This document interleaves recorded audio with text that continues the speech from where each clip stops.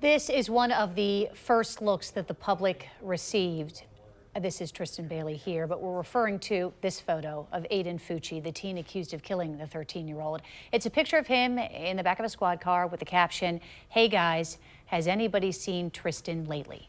Investigators have spent the week since Fucci's arrest digging into this teen's background and interviewing people close to him.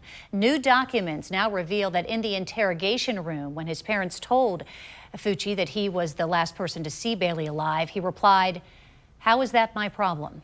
In a later interview with Fucci's girlfriend, she said that Fucci would hear voices in his head when he was angry, that the voices would tell him he was worthless and a disappointment, and even tell him to kill people.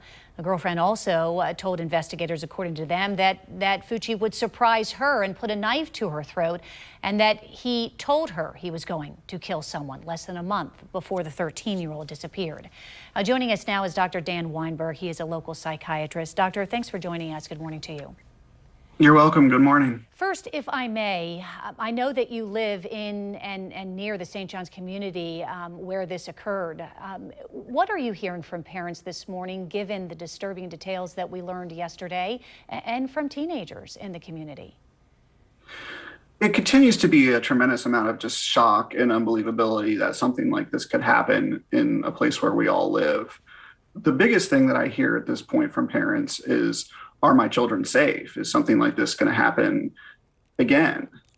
And I do try to talk to them and help reassure them and say that this is extremely rare. You know, that's why this is on the news, is because this doesn't happen all that often. It's almost as likely as winning the lottery.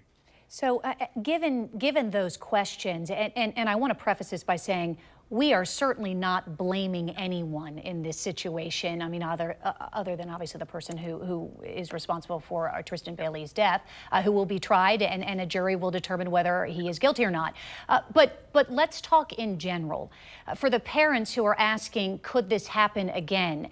And to those friends who maybe joke around, what are the red flags that we should be telling our teenagers about their friends, things that they might say that should warrant a level of intervention, of talking to a parent or someone else and getting help? I think there are a lot of things that can predict, not necessarily something to this extent, but can predict problematic behavior in adolescence.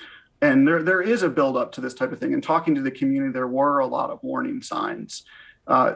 Previous violence, fighting, getting in trouble at school, certainly being expelled from multiple schools, vandalism, drug usage. You know, anybody who carries around a knife at 14 years old and has behaviors like that, you know, that's something significantly outside of the norm that a parent can sit down with their teenager and say, hey, I'm here to protect you. I love you. There are bad things in this world. I'm not trying to take away your free will, but this is dangerous and I need to protect you. Classical signs of this type of behavior that you'll see are cruelty to animals. If hurting dogs or cats in the neighborhood, taking pleasure out of doing that. Just the amount of lying that occurs, even when they're caught. People with this type of problem just continue to lie to your face, and even though everybody knows that they're lying.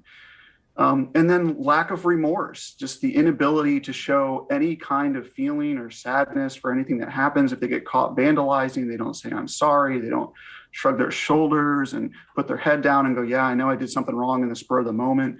That lack of remorse is very telling of this type of behavior. Doctor, how do we get our teens to tell us if they have a friend who is exhibiting that kind of behavior?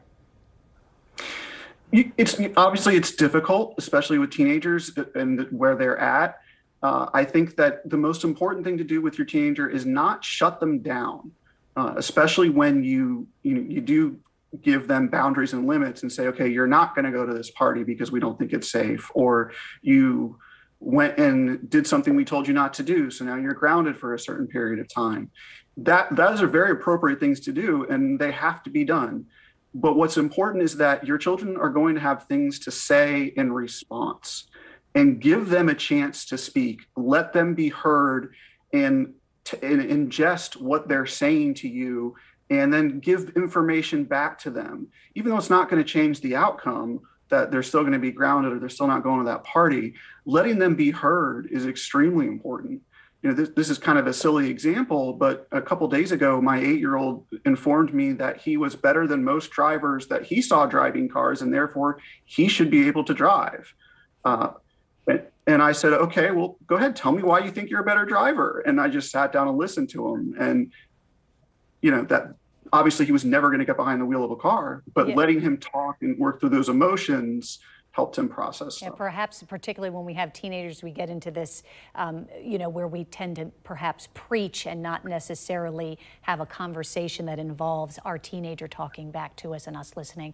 Dr. Weinberg, thank you for your time this morning. We really appreciate it. You're welcome. Thanks for having me.